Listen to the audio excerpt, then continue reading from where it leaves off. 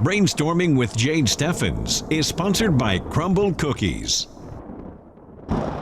Welcome back. It is now time to brainstorm. Today's question's from Natalie. She's a senior at Savannah High School, and Natalie wants to know, can animals predict the weather? The answer is yes. This is a part 2 for this question. If you want to watch the first part, you can find that on our website, kq2.com, or search for it on YouTube under Brainstorming with Jade Steffens. But let's get to it. So we talked about cows, birds, and dogs last time. Now let's talk about cats. This is my favorite animal, if you could not tell.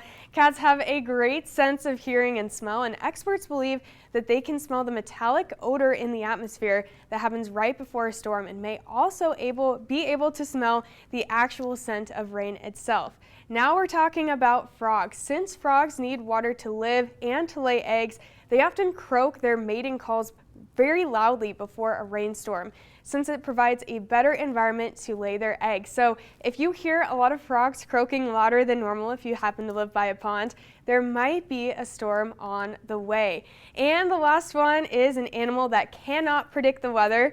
Contrary to popular belief, every year on February 2nd, it is Groundhog Day, and people go to Pennsylvania to find, if I'm always going to say this wrong, Puxawanami Phil will predict 6 more weeks of winter or an early spring based on if it sees its shadow. But unfortunately, the groundhog is only correct about 39% of the time. So although they are cute, they might not be the best at predicting the weather. So that is part 2 of some animals that can and cannot predict the weather. And for every brainstorming question answered, Crumble Cookies is giving away a certificate for a 4-pack of their cookies. So congratulations to Natalie for being our lucky winner this week.